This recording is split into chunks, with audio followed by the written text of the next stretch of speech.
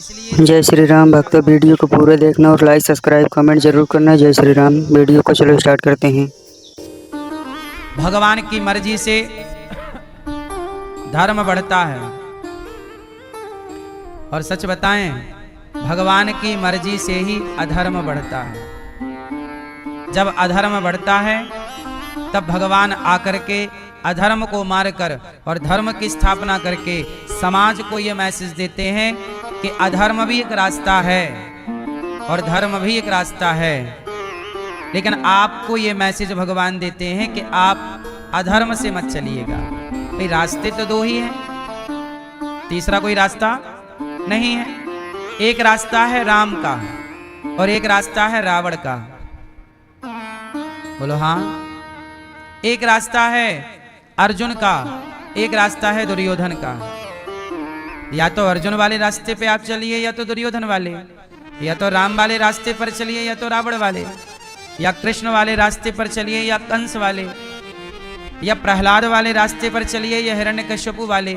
हर जगह दो ही मिलेंगे आपको, या रावण वाले रास्ते पर चलो या विभीषण वाले। हर जगह रास्ते कितने हैं?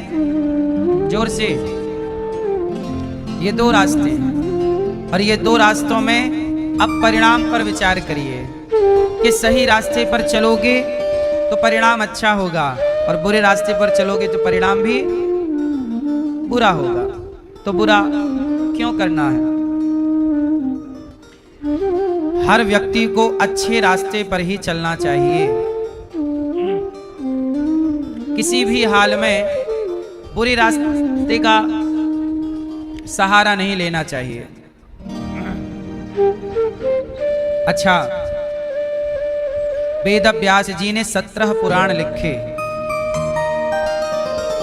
17 पुराण लिखने के बाद वेद व्यास जी को शांति नहीं मिली। अच्छा, पुराण क्यों लिखे गए? गीता क्यों लिखी गई? मैया, ओ पीली मैया, हो गया मोबाइल का काम। सुनो, भगवत गीता क्यों लिखी गई? यदि गीता ना होती, रामायण ना होती, वेद पुराण ना होते तो आज हमें सही मार्ग बताने वाला कौन होता? समझ में आ रही है? आज हमें सही मार्ग पर चलने की प्रेरणा कहां से आती है? गीता से, रामायण से, भागवत जी से। यदि ये ना होते तो आज हमें सही मार्ग दिखाता कौन? आज गुरु संत लोग भी जो सही बातें बताते हैं, वो सही बातें संत लोग कोई अपने मन से थोड़ी बताते हैं, वेद पुराणों को पढ़ करके बताते हैं। तो जिसके अंदर जो भी अच्छी बातें हैं वो आई कहां से? वेद पुराण से, गीता से। हमारे अंदर यदि अच्छी बातें आई, अच्छे विचार आए तो आए कहां से? क्लबों में आप जाओगे तो अच्छे विचार नहीं आएंगे। आप गंजेड़ियों के पास बैठोगे, अच्छे विचार नहीं आएंगे। शराबियों के पास बैठोगे, अच्छे विचार नहीं आएंगे।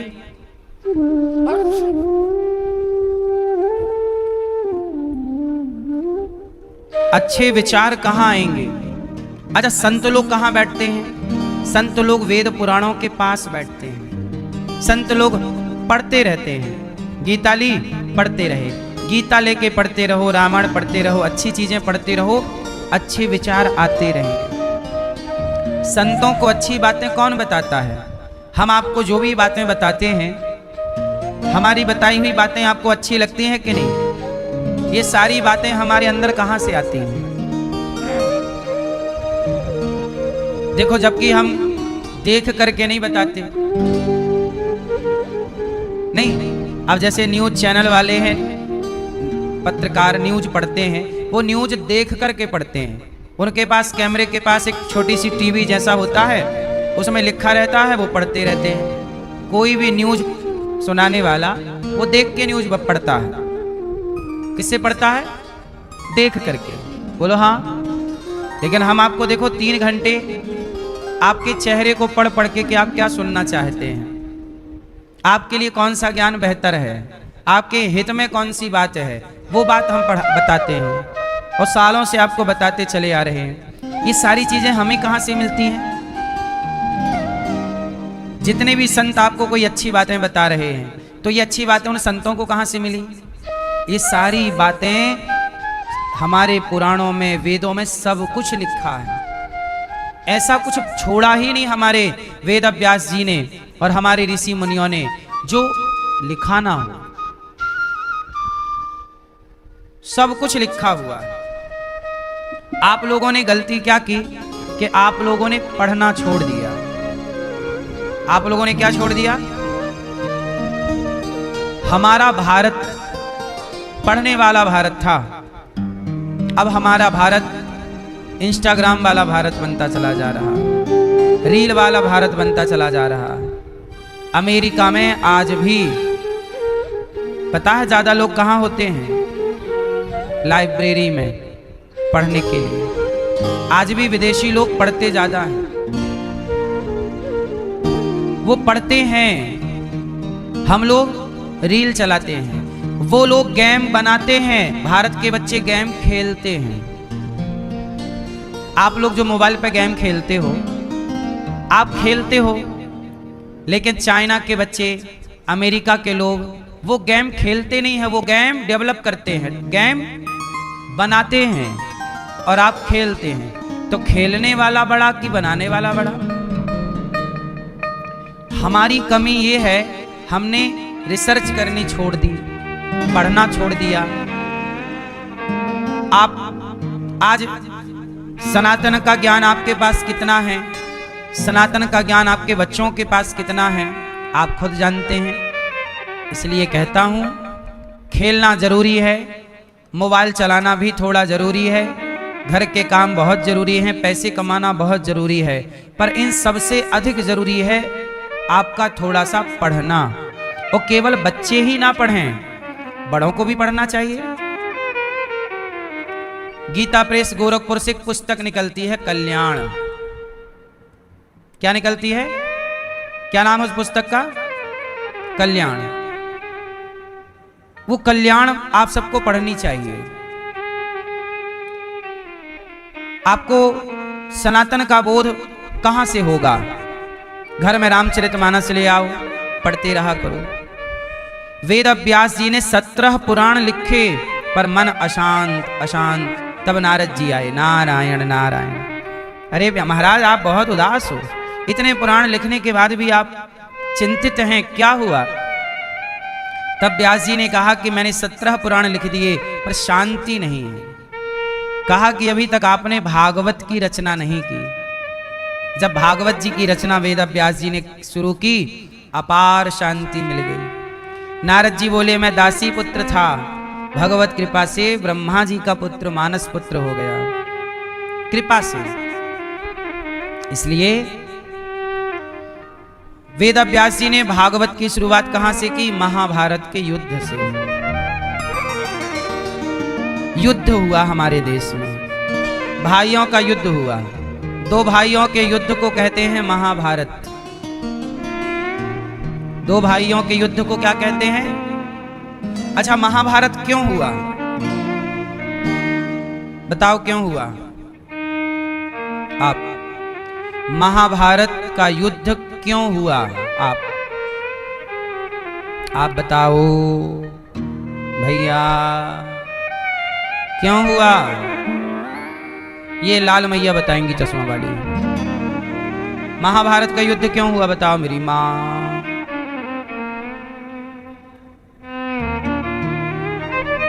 टोपी वाले भैया बताएंगे।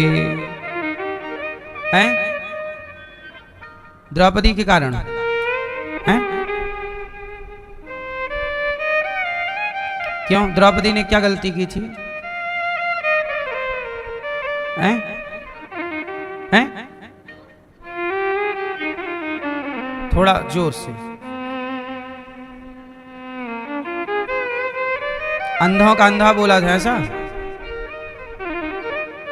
द्रौपदी जब आपको मिलेंगी तो पूछेंगी कि तुम्हें दुर्योधन की गलती नजर नहीं आई? दुशासन मेरे बाल पकड़ के खींच रहा था, कपड़े उतार रहा था, उसकी गलती नजर नहीं आई? मैं ही गलत थी। ये देख लो, जिसकी कोई गलती नहीं है समाज उसे दोषी कहता है। और दुशासन भरी सभा में नारी के कपड़े उतार रहा था। इन्होंने दुशासन का नाम नहीं लिया। द्रौपदी जिसके कपड़े उतरे वो गलत है, जिसने उतारा वो गलत नहीं है। ऐसी कहना चाहते हैं आप? जिसके कपड़े उतरे उसकी गलती है, जिसने उतारा उसकी कोई गलती नहीं है। आपने तो द्रौपदी का नाम लिया।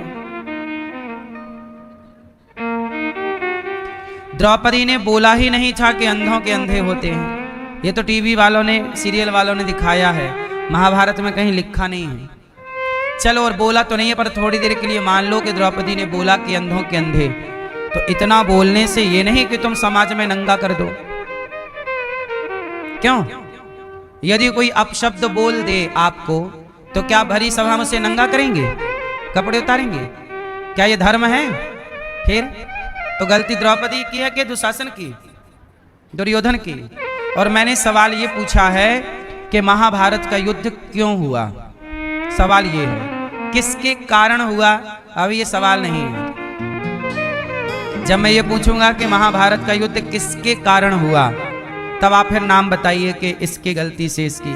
अभी सवाल दूसरा, अभी सवाल ये है महाभारत का युद्ध क्यों हुआ? पहले तो इसका उत्तर दीजिए, फिर किसके कारण हुआ, ये प्रश्न चेंज हो जाएगा। उत्तर दीजिए, महाभारत का युद्ध क्यों हुआ? आप बताओ, आप मैया, महाभारत का युद्ध क्यों हुआ? अब सुनो, महाभारत का युद्ध इसलिए हुआ कि धृतराष्ट्र और दुर्योधन के अंदर लालच आ गया। महाभारत का युद्ध क्यों हुआ? क्योंकि कौरवों के अंदर क्या गया? क्या गया? क्या गया? लालच। कौन सा लालच? कि पांडवों का धन भी हमारा हो जाए।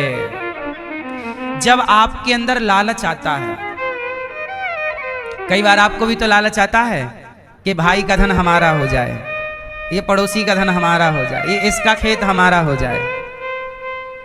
झूठे लोग अपना नाम चढ़वा लेते हैं, झूठे लोग गड़बड़ कर लेते हैं। भाई का धन हड़पने का मौका मिले तो हड़प लेते हैं। जब आप दूसरे के धन की ओर दृष्टि डालते हैं, बस ये समझिए कि वहीं से महाभारत का बीज आप बो देते हैं, और फिर वहीं से आपका एक टाइम बाद सर्वनाश जब होगा तो उसका जिम्मेदार और कोई ना होगा, उसके जिम्मेदार आप स्वयं होंगे।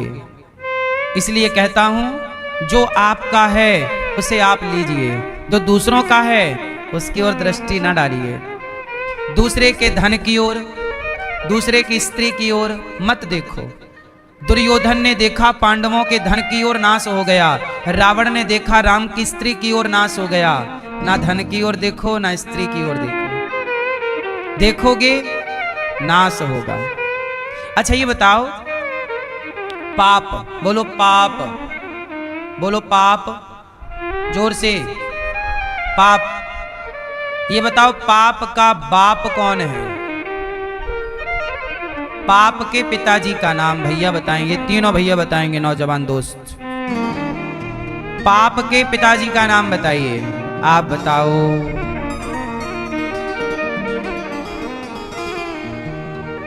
बोलो।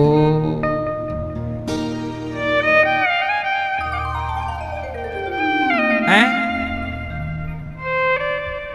अरे अधर्म का ही पर्याय पाप है।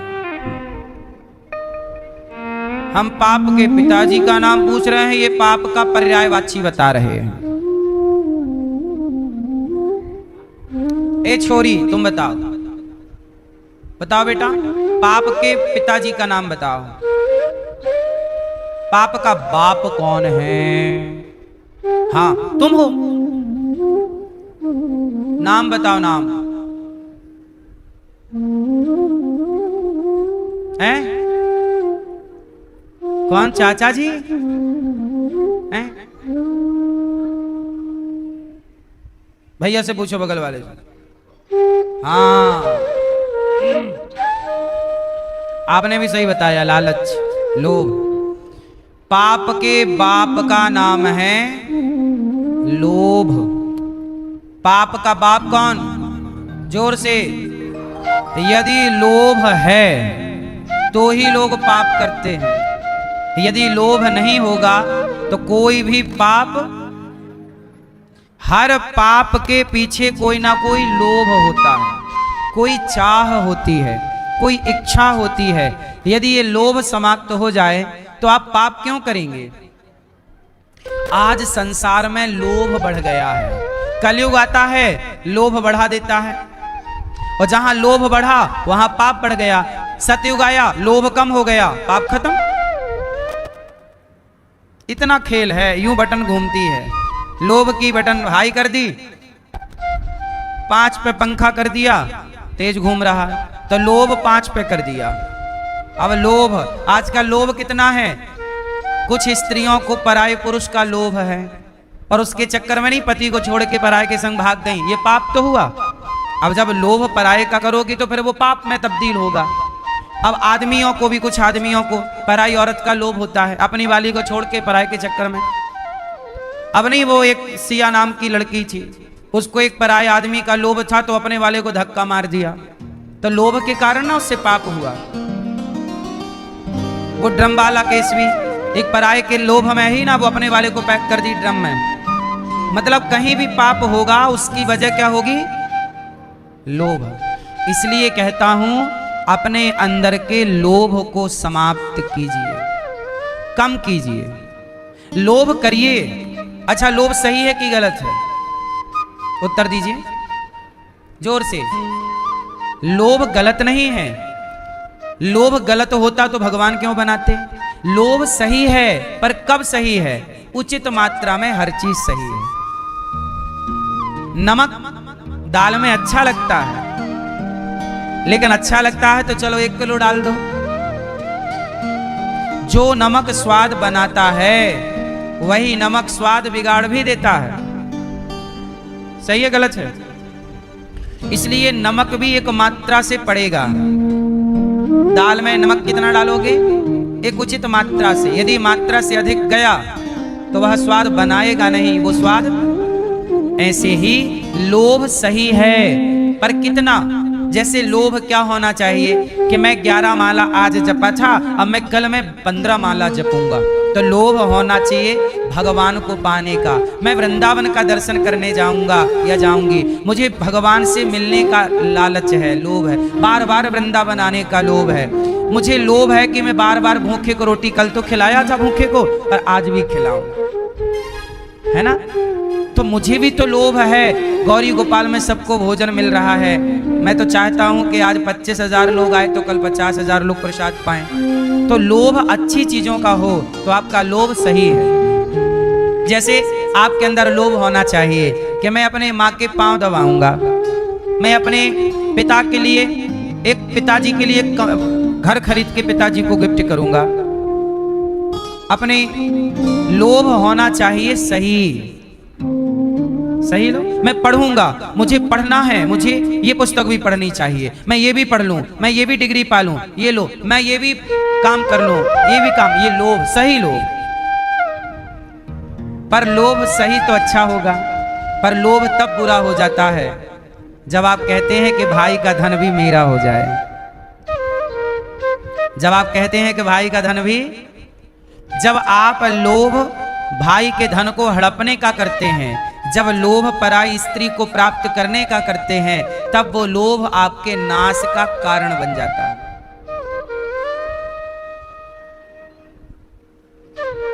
सही है? समझ में आ रही है कि नहीं?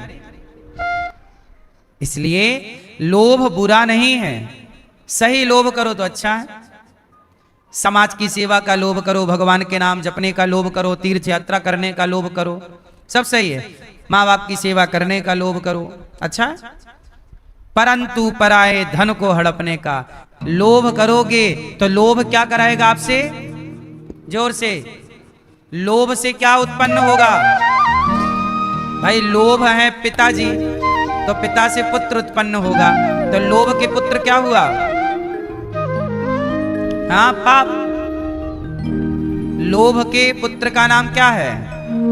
पाप। तो जब लोभ करोगे तो फिर आप पापी हो जाओगे। इसलिए मेरी माँ, लोभ उचित तो करिए, अनुचित नहीं। पराई स्त्री का, पराई पुरुष का, पराई धन का आंखें बंद करके रखिएगा। पराई धन को देखकर माटी समझिएगा, पराई स्त्री को माता समझिएगा, पराई बहन को बेटी या बहन समझिएगा। इस दृष्टि से देखेंगे तो आपका लोक परलोक दोनों सार्थक हो जाएगा। यदि आपने समाज को गलत दृष्टिकोण से देखा, दुर्योधन ने क्या किया, पांडवों की नारी को भी गलत तरीके से देखा, पांडवों की पत्नी का भी लोभ किया और पांडवों के धन का भी लोभ किया। बताओ, पांडवों के धन का और नारी का जब लोभ कौरवों ने किया तो कौरवों का सर्वनाश हुआ कि नहीं, पतन हुआ कि नहीं? इसलिए आपको जीवन में जितना ईश्वर देते रहें उतना रखते चलिए, मेहनत करते चलिए, बेवजह का लोभ मत करिए। जो मेरे भाग्य का है वो मुझे मिलना ही मिलना है, जो मेरे भाग्य का है वो मुझे भाग्य से ज्यादा आपको मिल नहीं सकता। इसलिए मेहनत तो करनी चाहिए, तू कर्म कर, काम कर, पर ईश्वर पर भरोसा रख। जितना तेरा है वो तेरे हाथ में आएगा। यदि तेरे भाग्य से ज्यादा तेरे हाथ में आ जाएगा ना तो चोर चुरा के ले जाएगा या कहीं गिर जाएगा। कई बार आपका पैसा गिर जाता है, चोर नहीं ले गया, आपने कहीं गिरा दिया, सही है। और कई बार आपकी खोई हुई चीज सालों बाद आपको मिल जाती है। आपने कहीं कान के झुमके रख दिए, मंगलसूत्र, और भूल गए। आपको लगा रे गुम गया, कहीं गिर गया, आपको लगा रे वो तो गुम गया, रोए आप, रोए, अरे मंगलसूत्र गुम हो गया, कान के झुमके हमारे सोने के गुम हो गए, रोए आप। लेकिन एक साल बाद आपको वही झुमका या वही चीज आपको मिल गई, अरे ये रखा था, हमारी नजर नहीं पड़ी।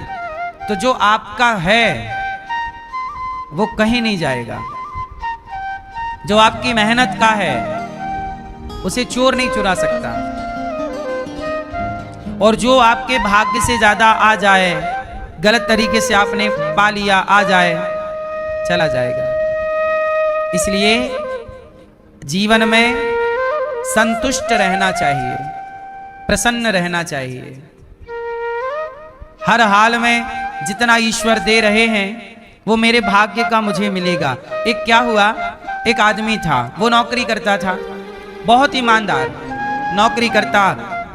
एक दिन क्या हुआ, सालों नौकरी उसने की, बहुत ईमानदारी से मेहनत ज्यादा करता। एक दिन उसके मालिक ने बुलाया, ए यहाँ तुम बहुत मेहनत करते हो, मैं तुम्हारी सैलरी बढ़ाना चाहता हूँ, तुम ईमानदार हो, काम चोरी नहीं करते, मेहनत कर, मैं तुम्हारी सैलरी बढ़ाना चाहता हूँ। आज से मैं तुम्हारे 2000 रुपए महीने के बढ़ाऊंगा। ठीक है। उसने ना तो मालिक को धन्यवाद दिया कि मालिक धन्यवाद तुमने 2000 बढ़ाए, और वो चला गया, ठीक है आप बढ़ा देना। मालिक ने 2000 बढ़ा दिया, पर जब बढ़ाया तो मालिक को लगा यार इसने हमें धन्यवाद तो दिया नहीं, हमारी प्रशंसा तो की नहीं कि मालिक जी आपने हमारा 2000 बढ़ा के बड़ा उपकार किया। तो ऐसा हुआ कि उसे जब 2000 बढ़ के दिए गए, वो 2000 बढ़ के पेमेंट पाया, उसकी 20,000 थी तो 22,000 हो गई। अब ऐसे करते करते 4 महीने हो गए। 4 महीने बाद उसके बॉस ने, मालिक ने कहा कि यार इसने तो एक बार भी धन्यवाद नहीं दिया, चलो इसके 2000 बढ़ाए थे, 2000 हम कम करेंगे, अब जितना था उतना ही देंगे। तो अब उसने बुलाया, ए यहाँ तुम्हारे 2000 हमने बढ़ाए थे ना, अब तुम्हारे 2000 नहीं बढ़ाएंगे, इस महीने से 2000 खत्म, अब तुम्हारी जितनी सैलरी पहले थी उतनी मिलेगी। उसने फिर भी कुछ नहीं बोला, ना उसने रिक्वेस्ट की कि नहीं साहब ऐसा ना करो, ना उसने कोई कुछ नहीं, चला गया। 1 महीने बाद उसके मालिक ने कहा यार ये कुछ भी नहीं बोलता, बढ़ाओ तो फर्क नहीं पड़ रहा है, घटाओ तो फर्क नहीं पड़ रहा। बुलाया, यहाँ क्यों भाई, तू आदमी है क्या है, तेरी सैलरी हमने बढ़ा दी, तुझे फर्क नहीं पड़ा, घटा दी, तुझे फर्क नहीं पड़ा। उसने कहा साहब जी आप कुछ नहीं कर रहे हैं, आप कुछ नहीं कर रहे हैं, भगवान सब कर रहे हैं। मैंने धन्यवाद उनको दिया था, जब आपने बढ़ाया तो भी धन्यवाद दिया ईश्वर को, और जब घटाया तो भी ईश्वर को धन्यवाद। तो भाई क्यों, क्या बात है कि मैंने बढ़ाया तो तू खुश नहीं हुआ, घटाया तो तू नाराज नहीं हुआ?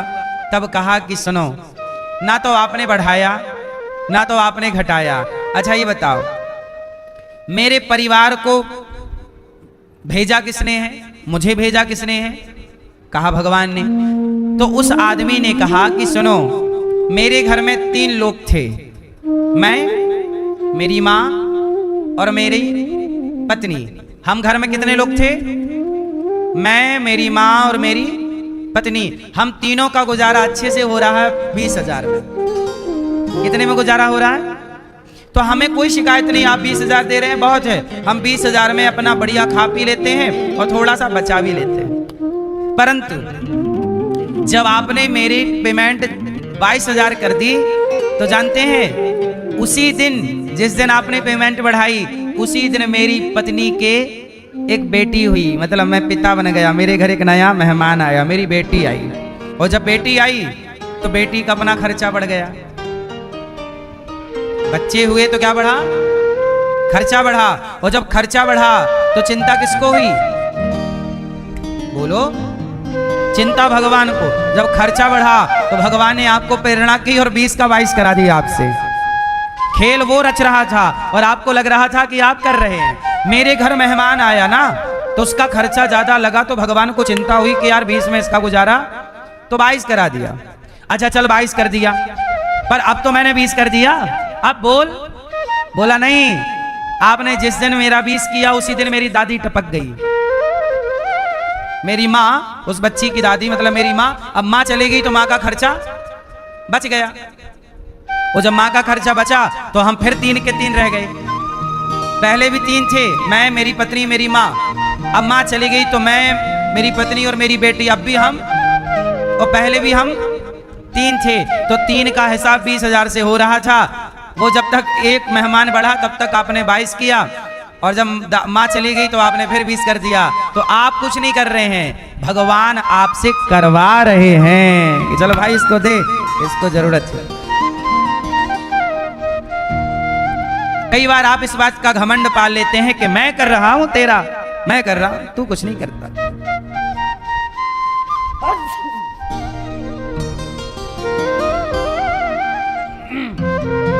तू कुछ नहीं करता। हमें लगता है हम सब कर रहे हैं, हमें सब कर रहे हैं। भगवान हमसे क्या करवा लें हमें थोड़ी पता है। इसलिए इस बात का कभी घमंड मत पाल लिया करो कि मैं करता हूं, मेरे कारण तुम्हारा पेट भरता है। ऐसी घमंड में ना जिया करो। सबका पेट भरने वाले भगवान हैं, सबकी चिंता करने वाले हाँ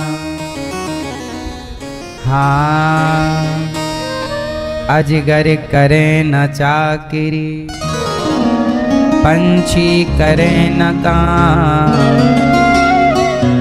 दास मलूका कहे गए, सबके दाता राम।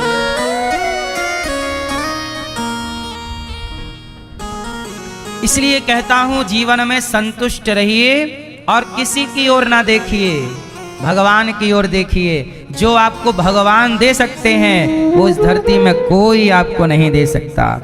सबसे बड़े दानी कौन? पीले भैया बताओ, इस संसार में सबसे बड़ा दानी कौन? बताओ। ये पीले सब नहीं बोलेंगे, सब तो पई टाप रहो। भैया बताएंगे बैठे बैठे। सबसे बड़ा दानी कौन? कौन भैया बताएंगे पहले नंबर के, बैठे बैठे। सबसे बड़ा दानी कौन? इंसान। कौन इंसान? आप सबसे बड़े दानी आप? क्या आपके पिताजी? अच्छा, आप सबसे बड़े दानी। बगल वाले भैया बताओ, सबसे बड़ा दानी कौन? बैठे बैठे बताओ, कौन बड़ा दानी? अपने पड़ोसी को बताओ ये बात। सबसे बड़ा दानी कौन? हाँ हाँ बताओ भैया। हाँ, हरिश्चंद्र, मोरध्वज, कर्ण, ये तो सब हैं, पर इस सृष्टि का सबसे बड़ा दानी कोई है तो भगवान है। क्यों? क्योंकि भगवान ने ही आपको दान में क्या दिया? आपको भगवान ने दान में क्या दिया? आपको ईश्वर ने आपको दान में क्या दिया? क्या दिया बेटा? हैं? हाँ, भगवान ने आपको दान में 2 आंखें दी हैं। आपकी किडनी खराब हो जाए, भगवान ना करे किसी की हो, पर किसी की किडनी वगैरह खराब हो जाती है तो जिसकी खराब हुई वो किसी से किडनी दान लेता है। भाई आप अपनी किडनी हमें दे दो। किडनी, एक किडनी कोई आपको दे दे तो सारी जिंदगी गाएगा, देख मैंने अपनी किडनी तुझे दी। लेकिन धन्य है ईश्वर, आपको दान में 2 किडनी दे रखी हैं। आप चलो जाओ किसी भाई, आप जाओ लोगों, भैया किडनी दे दो। आप किसी से मांगो, भैया अपनी किडनी दे दो, तुम्हारी किडनी और तोड़ देगा मांगोगे तो। लेकिन भगवान ने आपको 2 किडनी दी हैं। आप किसी के घर जाओ, भैया आंख दे दो जरा दान में, लोग तुम्हारी आंखें फोड़ देंगे, आंख मांगने आया। लेकिन धन्य है भगवान। क्यों भैया? आपको आंख किसने दान में दी? और आप तो कह रहे थे आप सबसे बड़े दानी हो।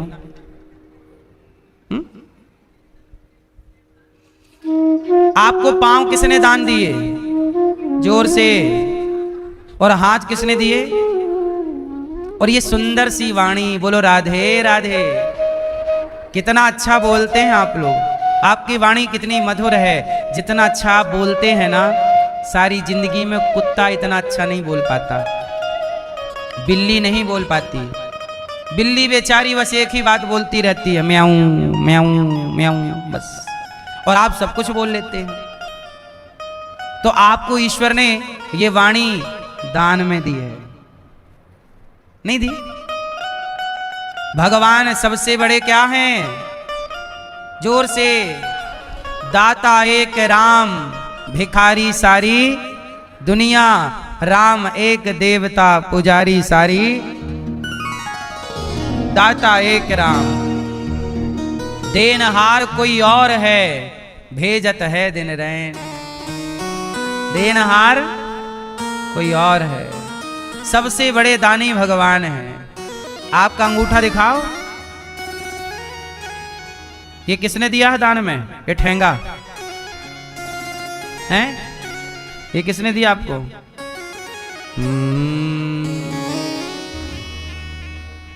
शरीर में जितने आपके रोमे हैं, रोम, एक एक रोम आपको ईश्वर ने दे रखा। हर चीज ईश्वर की है। आपका क्या है आपके शरीर में? भैया बताएंगे, इस शरीर में आपका क्या है? भैया आपके शरीर में आपका क्या है? आपका रोम, रोम ईश्वर का दिया है। अंग, अंग ईश्वर का दिया है। आपका क्या है आपके शरीर में? मैया बताओ, चश्मा वाली मैया, क्या है? तो झूठे घमंड ना किया करो कि ये मेरा, ये मेरा। ये बात सही है कि गलत है? जोर से। ये मेरा, ये सही है कि गलत? ये सेंटेंस सही है कि गलत है? ये बात राइट है कि रॉन्ग है? क्या बात गलत है? ये मेरा, ये गलत है। और आप लोग दिन भर क्या बोलते हो? ये मेरा, ये मेरा, मेरा, मेरा। इतने झूठ तो आप लोग दिन में बोल ही लेते हैं। ये मेरा बेटा है, ये मेरा बेटा है। ये सच है कि झूठ है? क्या है?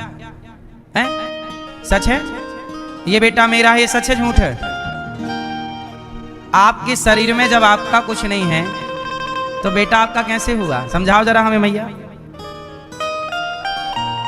हैं? अब बोलते तो फिर कुछ भी हैं, कुछ भी लोग बोल रहे हैं। अब झूठ कोई लोग सच मान बैठे। ये बेटा मेरा है, ये सेंटेंस गलत है, इसे सही कीजिए। कौन करेगा सही? ये चश्मा वाले भैया करेंगे पीछे। ये बेटा मेरा है, ये सेंटेंस सही है कि गलत है? फास्ट, जोर से, थोड़ा अच्छे से बोलो, खड़े होके नहीं, बैठ के, जोर से बोलो। गलत है, अब इसे सही करो। ये बेटा मेरा है, ये गलत है, अब इसे सही कैसे बोला जाएगा? जोर से। ये ईश्वर का दिया प्रसाद है, ये ईश्वर का है, ये भगवान का है। क्या है? ये बेटी मेरी है। इस सेंटेंस को सही कीजिए टोपी वाले भैया। ये बेटी मेरी है, इसे सही करो। ये सही है कि गलत है? जोर से सही करो। ये भगवान का दिया प्रसाद है, ये ईश्वर की है। ये पत्नी मेरी है। इस सेंटेंस को बताओ सही है गलत है? आप सही करो। सब कुछ ईश्वर का दिया है। आंखें, हाथ, पांव, पति, पत्नी, बेटा, बेटी, रोटी, पानी, हवा, सब कुछ किसका दिया है?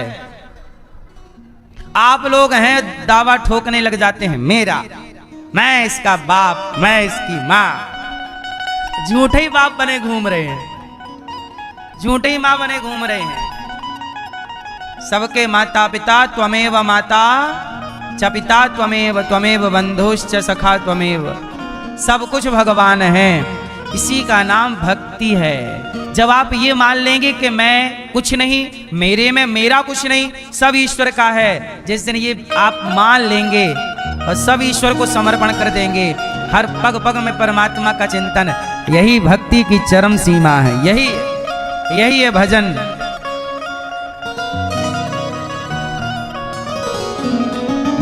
सब किसका? हम तेरा दिया खाएं, तेरा ही गुण गाएं, जीवन दिया जो उसका भी शुक्रिया करते हैं कान्हा, तेरा हर पल शुक्रिया।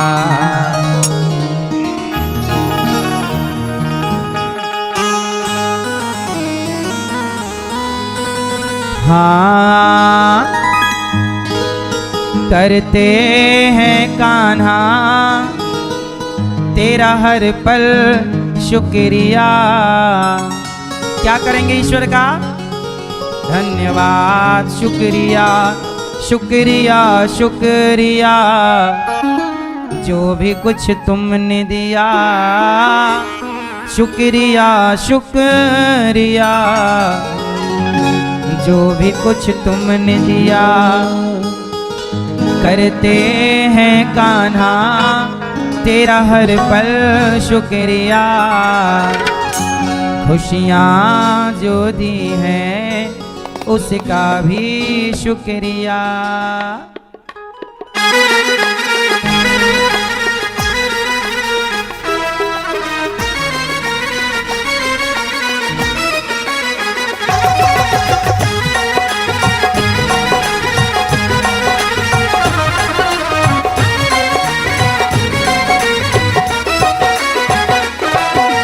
करते हैं कान्हा तेरा हर पल शुक्रिया, खुशियाँ जो दी हैं उसका भी शुक्रिया।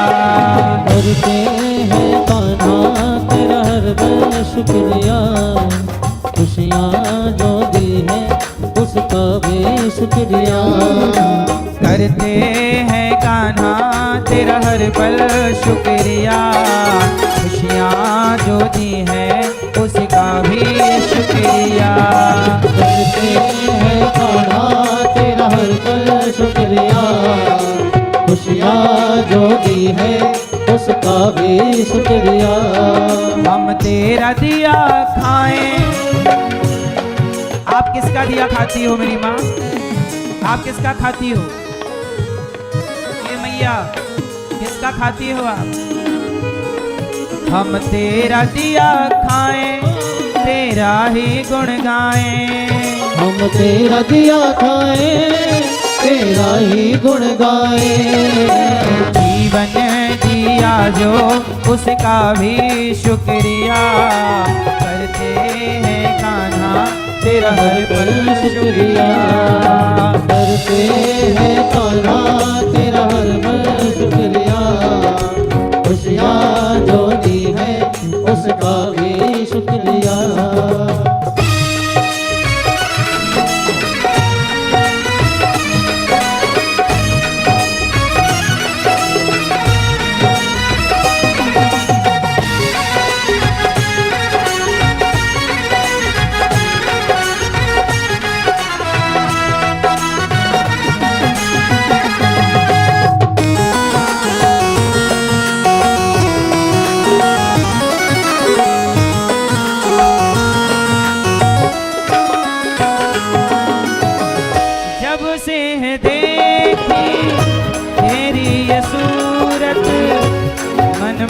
उतर गई बस तेरी मूरत।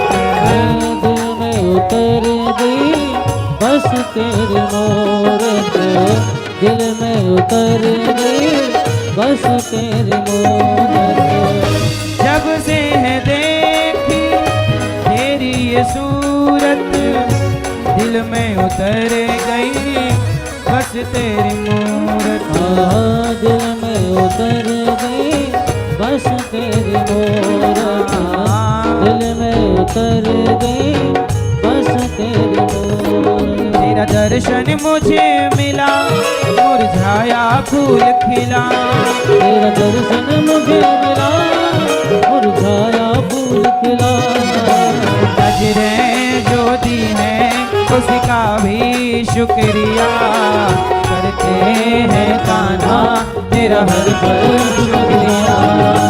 नजरें जो दी है उसका भी शुक्रिया, करते हैं कान्हा तेरा हर पल शुक्रिया।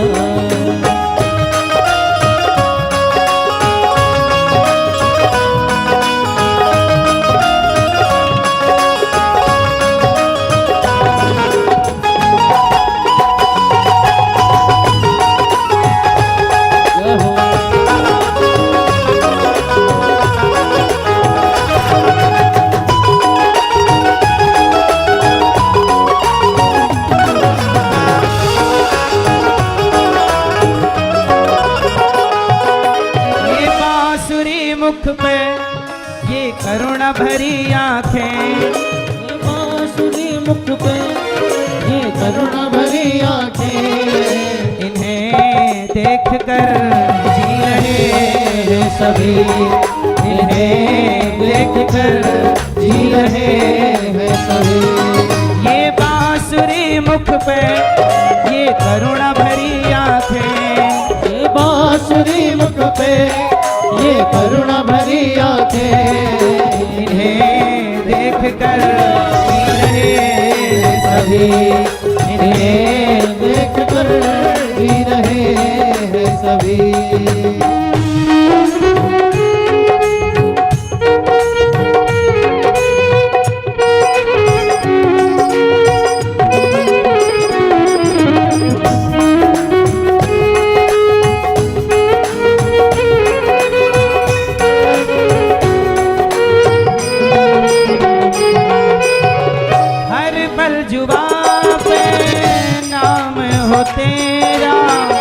तेरा गुणगान करना काम हो मेरा, तेरा गुणगान करना काम हो मेरा, तेरा गुणगान करना काम हो मेरा। हर पल जुबां पे नाम हो तेरा, तेरा गुणगान करना काम हो मेरा। तेरा गुणगान करना काम हो मेरा, तेरा गुणगान करना काम हो मेरा। तेरा सुमिरन सदा करूं, तेरा ही ध्यान धरूं, तेरा सुमिरन सदा करूं, तेरा ही ध्यान धरूं। वाणी जो दी है उसका भी शुक्रिया, करते हैं कान्हा तेरा हर पल शुक्रिया। वाणी जो दी है उसका भी शुक्रिया, करते हैं कान्हा तेरा हर पल शुक्रिया। करते हैं कान्हा तेरा हर पल शुक्रिया। खुशियाँ जो दी है उसका भी शुक्रिया, करते हैं कान्हा तेरा हर पल शुक्रिया।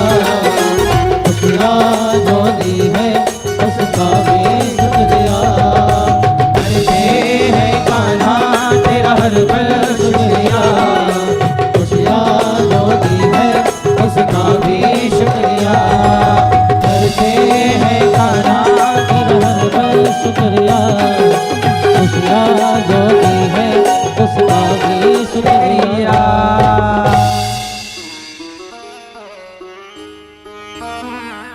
इन्हें देख कर जी रहे हैं सभी। ये बांसुरी मुख पे ये करुणा भरी आंखें, ये बांसुरी मुख पे ये करुणा भरी आंखें, इन्हें देख कर जी रहे हैं सभी, इन्हें देख कर जी रहे हैं सभी। सारे इनकी शिकायत करते हैं, सारे इनकी शिकायत करते हैं, फिर भी इनसे मोहब्बत करते हैं, फिर भी इनसे मोहब्बत करते हैं। सारे इनकी शिकायत, भगवान ने ये नहीं दिया वो नहीं दिया, सारे इनकी शिकायत करते हैं, सारे इनकी शिकायत करते हैं, फिर भी इनसे मोहब्बत करते हैं, फिर भी इनसे मोहब्बत करते हैं। ये क्या जादू है ना जाने, दिल तुझ पे है आया, तुम्हें देख कर जी रहे हैं सभी, तुम्हें देख कर जी रहे हैं सभी। भगवान को सब देखते हैं और सभी देखकर शिकायत भी इनसे करते हैं, पर क्या करें, भगवान के सिवा कोई दूसरा है नहीं।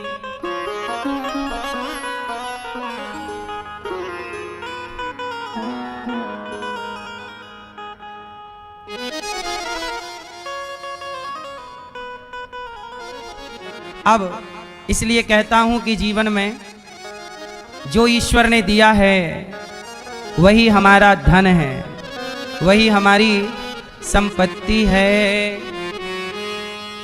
भगवान से ही हम लोग सब कुछ पाते हैं, शिकायत भरा जीवन नहीं। क्या देंगे परमात्मा को? धन्यवाद। वेद व्यास जी ने द्रौपदी के जब 5 पुत्रों को भागवत जी में लिखा कि अश्वत्थामा ने 5 पुत्रों की हत्या कर दी, और द्रौपदी के सामने जब हत्यारा अश्वत्थामा आया तो द्रौपदी से भगवान ने पूछा कि बताओ द्रौपदी क्या करें,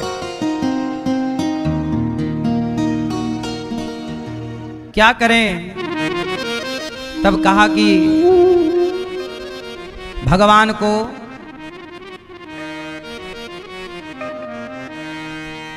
भगवान प्रभु आप बताइए। द्रौपदी ने कहा केशव आप बताइए कि अश्वत्थामा ने मेरे, अच्छा अश्वत्थामा कौन है? जिन्होंने द्रौपदी के 5 पुत्रों की हत्या कर दी। और द्रौपदी के सामने जब अश्वत्थामा आए तो भगवान ने पूछा द्रौपदी आप बताओ करना क्या है इसके साथ? कहा कि इसे मार दें या छोड़ दें? तब द्रौपदी ने कहा प्रभु आप देखो। द्रौपदी से पूछा, भगवान ने कहा कि अश्वत्थामा को ब्रह्म बंधुर्न हंतव्य तताई बधारण मयैवो भयमाम्नातम परिपाहि अनुशासन। भगवान को देखकर द्रौपदी ने कहा कि छोड़ दो। अर्जुन बोले द्रौपदी तुम्हारे 5 पुत्रों की हत्या करने वाले अश्वत्थामा को तुम छोड़ना चाहती हो? द्रौपदी बोली तो इसे मार देने से मेरे मरे हुए पुत्र जीवित भी तो नहीं होंगे। जब दुष्ट अपनी दुष्टता नहीं छोड़ता तो सज्जन को भी अपनी सज्जनता नहीं छोड़नी चाहिए। जब दुष्ट अपनी दुष्टता नहीं छोड़ता तो सज्जन को अपनी सज्जनता बोलो नहीं छोड़नी चाहिए। इसने मेरे पुत्रों को मारा है, इसे मार देंगे तो इसकी माता भी मेरी तरह रोएगी जैसे मैं पुत्रों के लिए रो रही हूं। इसकी माता भी तो पुत्र के वियोग में रोएगी कि बेटा मर गया। मत मारिए, ये गुरु पुत्र है। अश्वत्थामा के सिर की मणि निकालकर नगर से उसे धक्के मार कर निकाल दिया गया। नगर से धक्के मार कर निकाल दिया गया। अश्वत्थामा के अंदर प्रतिशोध की अग्नि जल पड़ी, और जब अग्नि जली तो उत्तरा के गर्भ को मारने के लिए अश्वत्थामा ने ब्रह्मास्त्र चला दिया। किसके गर्भ को? उत्तरा, अभिमन्यु की पत्नी उत्तरा के गर्भ को मारने जब ब्रह्मास्त्र चलाया, उत्तरा बिना देर लगाए दौड़ी दौड़ी दौड़ी दौड़ी भगवान कृष्ण की शरण में आ गई। पाहि माम पाहि माम, चरणों में गिरी और उत्तरा बोली कि हे श्याम सुंदर, हे प्रभु पाहि पाहि महायोगिन, देव देव जगत्पते, नान्यं त्वद्भयं पश्ये यत्र मृत्यु परस्परम। चरणों में गिर पड़ी उत्तरा, हे नंदनंदन श्याम सुंदर, कृपा क्या करो? कृपा कृपा कीजिए। मेरे पुत्रों ने अभी जन्म नहीं लिया और इसे मारने के लिए अश्वत्थामा ने ब्रह्मास्त्र चला दिया है, आप रक्षा कीजिए। भगवान ने तुरंत उस गर्भ में प्रवेश कर गए उत्तरा के। अच्छा, भगवान कभी गर्भ में जाते नहीं हैं, भगवान सदा प्रकट होते हैं, भय प्रकट कृपाला। परंतु उत्तरा के गर्भ में भगवान गए, देवकी के गर्भ में नहीं गए, कौशल्या के गर्भ में नहीं गए, वहां तो प्रकट हुए, पर उत्तरा के गर्भ में भगवान गए। क्यों गए? प्रश्न ये है, क्यों गए? क्यों गए? क्योंकि उत्तरा के गर्भ में भक्त है। कौन?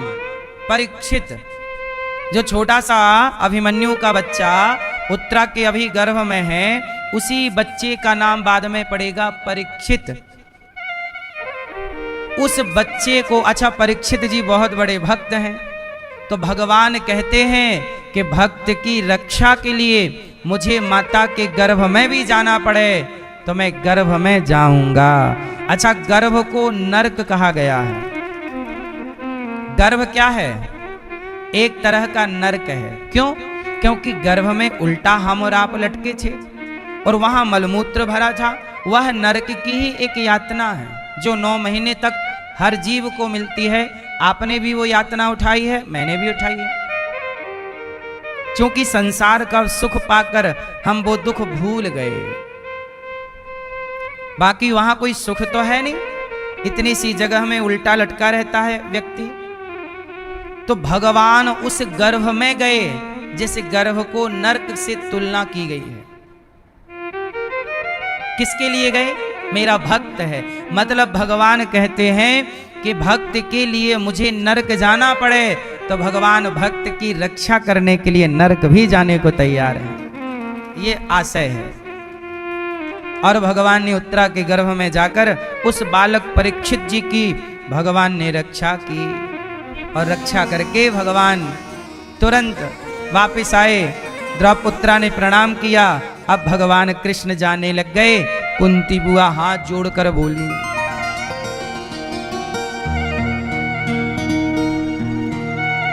कुंती बुआ हाथ जोड़कर बोली, श्याम सुंदर आज मैं आपसे कुछ कहना चाहती हूँ। कृष्णाय वासुदेवाय देवकी नंदनाय च नंद गोप कुमाराय गोविंदाय नमो नमः। क्या कहा? कुंती बुआ ने कहा, हे श्याम सुंदर, हे नंद नंदन, आज मैं आपसे कुछ कहना चाहती हूँ। कहो कहो बुआ, क्या कहना है? हे प्रभु,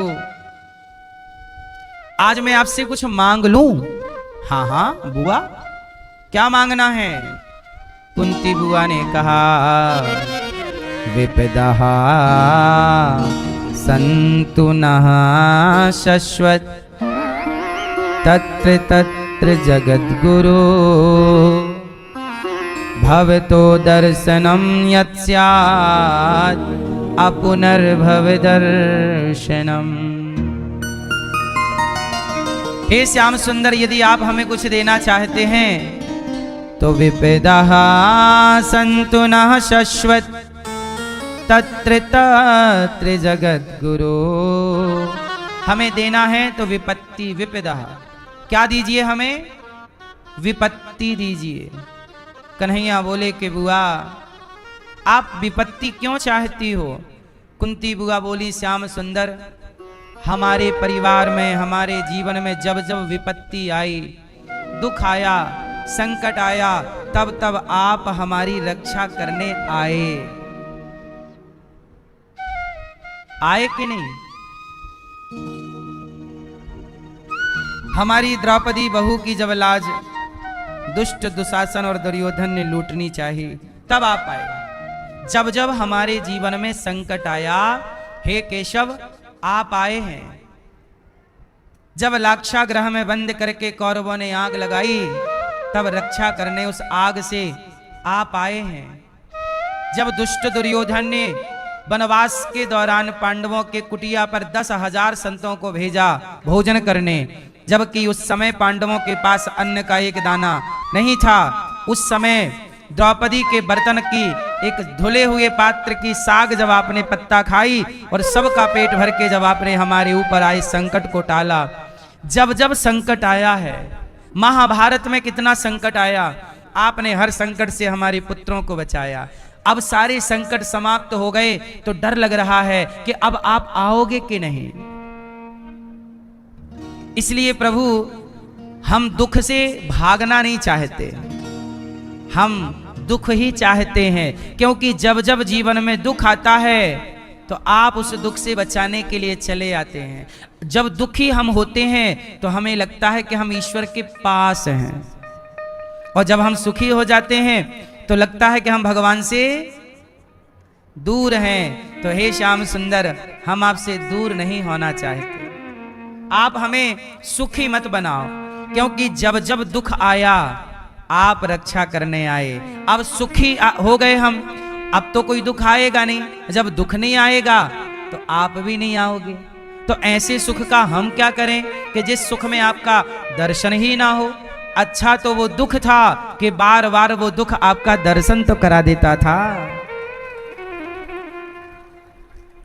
इसलिए मैया, ए मेरी माँ, जानते हो अच्छा क्या है? भगवान करें आप सब बहुत सुखी रहें, लेकिन उस सुख में ईश्वर को भूल ना जाइएगा। यदि ईश्वर को देखो, सुखी दुखी कोई नहीं होता, भगवान को भूल जाना ही दुख है, और भगवान का स्मरण बना रहे यही सबसे बड़ा सुख है। भगवान का स्मरण क्या है? सुख, और भगवान का विस्मरण दुख है। इसलिए कहीं भी रहो, किसी भी हाल में रहो, हाँ, जिस हाल में तू रखे उस हाल में याद करूं, जिस हाल में तू रखे उस हाल में याद करूं। हम ये नहीं कहते कि हमें सुख दो या दुख दो, हे नाथ जो मर्जी है, सुख में तेरा, सुख में तेरा शुक्र करूं, दुख में फरियाद करूं, जिस हाल में तू रखे उस हाल में याद करूं।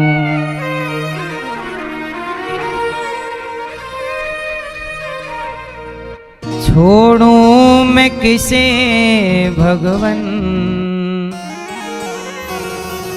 दोनों ही तुम्हारे हैं।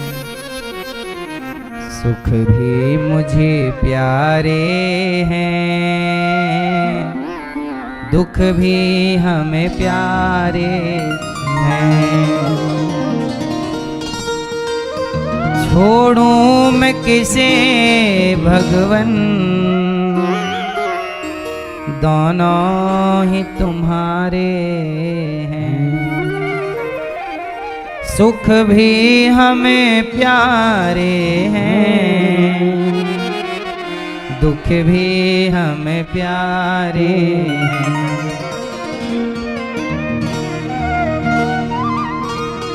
सुख सुख दुख ही तो हम सबकी गाड़ी को चलाते हैं। सुख दुख ही तो हम सबकी गाड़ी को चलाते हैं। सुख दुख ही तो हम सबको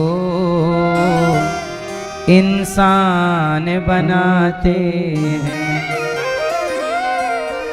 संसार की नदिया के दोनों ही किनारे हैं।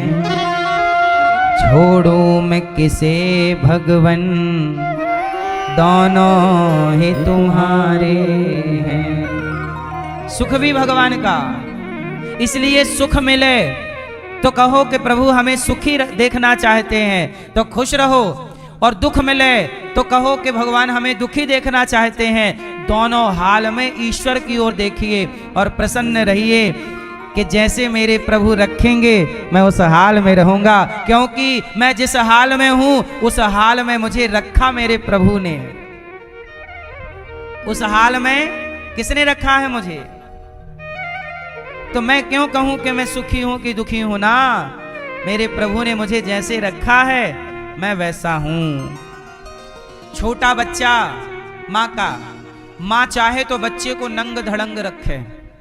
छोटा बच्चा माँ चाहे तो नंगा घुमाए और माँ चाहे तो राजा बाबू बना दे, पहना दे अच्छे कपड़े। तो जब बच्चा अच्छे कपड़ा पहनता है ना तो भी माँ से नहीं कहता कि आपने ये क्यों पहना दिया, और नंगा रहे बच्चा तो भी माँ से नहीं बोलता कि तुमने हमें नंगा रखा है।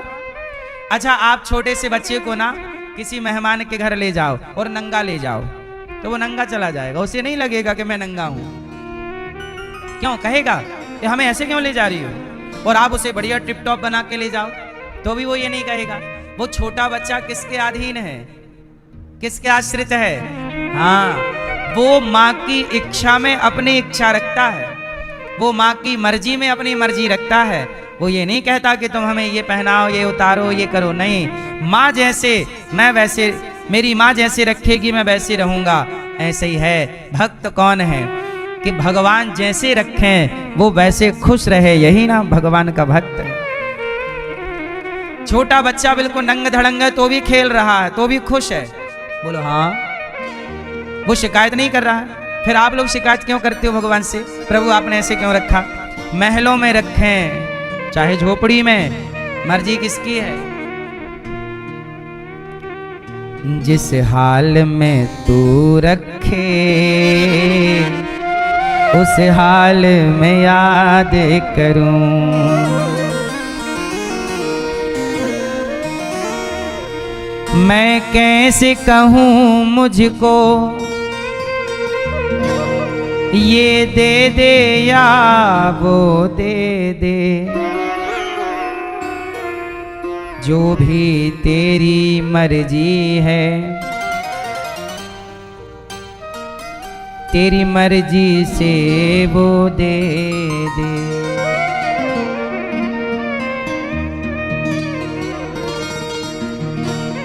मैंने तो तेरे आगे ये हाथ पसारे हैं, सुख भी मुझे प्यारे हैं, दुख भी मुझे प्यारे हैं। छोड़ूं मैं किसे भगवन, दोनों ही तुम्हारे। भगवान की इच्छा में अपनी इच्छा मिला लो, यही भक्त का लक्षण है। कुंती बुआ ने कहा मैं सुख नहीं चाहती। भगवान बोले बुआ मैं दुख कहां से लाऊं, आपके सारे दुख खत्म हो गए, आपके सारे दुख अब मैं थोड़ी दुख दे सकता हूं। मैं किसी को, भगवान किसी को दुख नहीं देते। मैं क्यों दूं? आपके दुख के समय समाप्त हो गया, अब आपका सुख का उदय हुआ है। कुंती बुआ बोली मुझे डर लग रहा है प्रभु, कहीं मैं आपको भूल ना जाऊं। कुंती बुआ भगवान की बहुत बड़ी भक्त है। और देखना कुंती बुआ भक्त हैं, कुंती की बहू अर्थात द्रौपदी भक्त है, कुंती माँ के बेटे अर्थात अर्जुन भक्त हैं, कुंती माँ का पूरा परिवार भक्त है। पूरा परिवार भक्त हो तो क्या बात है। इसलिए कहता हूं अपने बच्चों को अपने रंग में रंग लो। आप भगवान के चरणों में थोड़ा झुको और बच्चों को बस समझाओ कि बेटा ये सब कुछ जो अपने पास है ये अपना नहीं, भगवान का दिया। समझाते रहो। बच्चे ये ना कहने पावे कि मेरा। बचपन से आप ये पढ़ाओ कि प्रभु मेरा नहीं है कुछ, बेटा भगवान का है, सब ईश्वर ने दिया। जब बचपन से बच्चा यही सीखेगा तो अपने आप वो भगवान के आश्रित हो जाएगा। और फिर काम करो। भक्त का मतलब है समर्पण कर दो और मेहनत करो। भक्ति हमें अकर्मण्य नहीं बनाती कि तुम जंगल चले जाओ, एक जगह बैठ जाओ, बस माला ही जपते रहो। ये मूर्खता हो जाएगी, फिर अकर्मण्यता हो जाएगी। कार्य करते हुए प्रभु का चिंतन। भगवान कहते हैं ना गीता में, कर्मण्येवाधिकारस्ते, कर्म करता हुआ मेरा चिंतन कर और कर्म करता हुआ मुझको समर्पित कर अपना हर कर्म। त्वदीयं वस्तु गोविंद तुभ्यमेव समर्पये। समर्पण ईश्वर में करो। यही है भक्ति पथ। आजकल लोग भक्ति के नाम पर भटक गए हैं। बोले दिन भर माला जपेंगे, बोले काम कुछ नहीं करेंगे। चलो माँ की सेवा, बोले माँ की सेवा नहीं करेंगे, माला जप। अब कितने लड़के हैं जो माँ बाप की सेवा नहीं करते, बस माला जप रहे हैं। भक्ति ने कब कहा कि तुम अपना कर्तव्य छोड़ दो? कर्तव्य छोड़ना ही होता तो अर्जुन को महाभारत लड़ने की क्या जरूरत। अर्जुन तो कह ही रहे थे कि मैं महाभारत नहीं लड़ूंगा, मैं जंगल जाके प्रभु आपका नाम जपूंगा। भगवान बोले डंडा पड़ेगा, गांडी उठाओ, चुपचाप युद्ध कर। ये कौन बोल रहा? भगवान बोल रहे हैं। और तुम अपने माँ बाप को छोड़ के कह रहे हो कि हम भक्ति कर रहे हैं। तुम्हें इतने कोड़े पड़ेंगे, नानी याद आएगी। माँ को रोटी कौन देगा? माँ का ख्याल कौन रखेगा? शादी कर ली तो पत्नी को निभाओ। शादी के बाद बाबा जी क्यों बन रहे हो? पहले ही बनते। जब तक माँ जिंदा है, हर बेटे का धर्म है कि वो माँ की जिम्मेदारी उठाए। माँ की सेवा से भागोगे तो नरक जाओगे, चाहे तुम कितने ही बड़े साधु बन जाओ। माँ की सेवा ना छोड़ो, पिता की सेवा ना छोड़ो। तुम साधु संत बने भी हो तो माँ बाप का ख्याल रखो। तुम माला जप रहे हो पर माँ के पांव दबाओ। माँ की सेवा से बड़ी कोई भक्ति नहीं है, नहीं है, नहीं है, याद रखिएगा। इसलिए आजकल के लोग अपने कर्तव्य से भाग रहे हैं। अब दो छोटे छोटे बच्चे हैं, पत्नी है और आदमी भाग गया। बोले अब हमसे नहीं चल रहा, हम जा रहे हैं भगवान का भजन करेंगे, सीताराम सीताराम जब। बेटा इतने कोड़े मारेंगे ना भगवान तुम्हें और यमराज जी, नानी याद आएगी तुम्हें। छोटी बच्ची पैदा कर लिया, बच्ची ब्याह तो कर उसका। एक बाप का धर्म है बेटी का विवाह करना।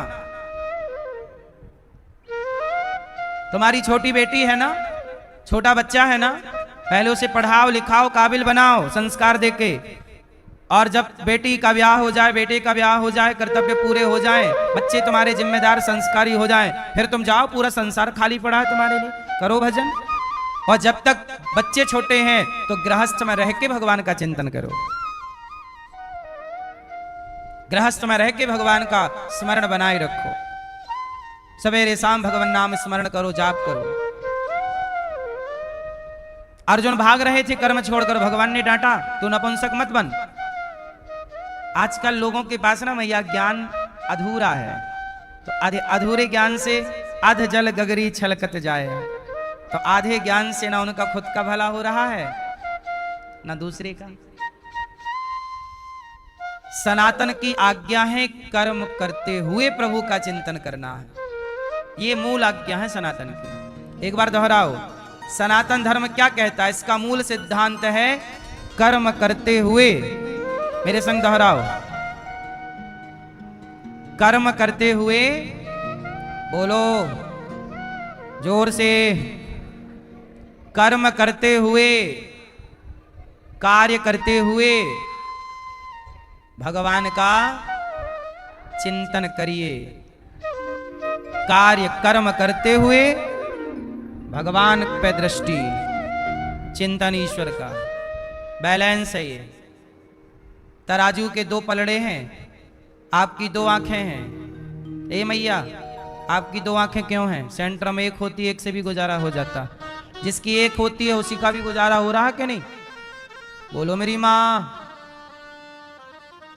एक आंख से भगवान ने आपको दो आंखें क्यों दी? मैया बताएंगे। पिंक मैया, बोलो मेरी माँ, दो आंखें क्यों हैं? चलो आप बताओ।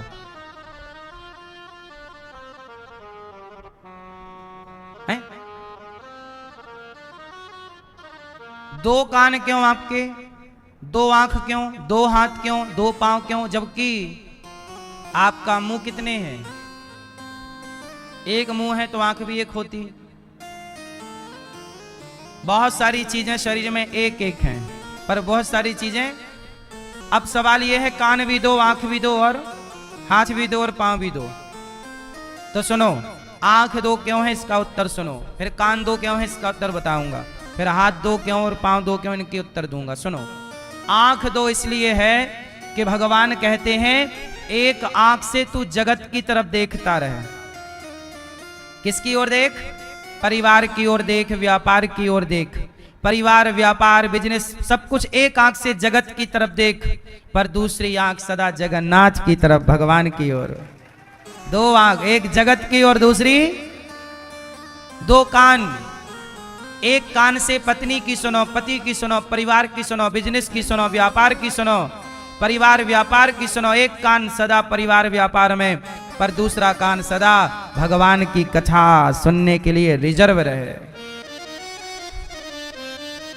दो हाथ इसलिए, एक हाथ से पत्नी को संभालो, पति को संभालो, बच्चों को, परिवार को, व्यापार को संभालो, पर दूसरा हाथ सदा दान पुण्य करने के लिए, भूखे को रोटी, प्यासे को पानी के लिए तैयार रिजर्व रहे।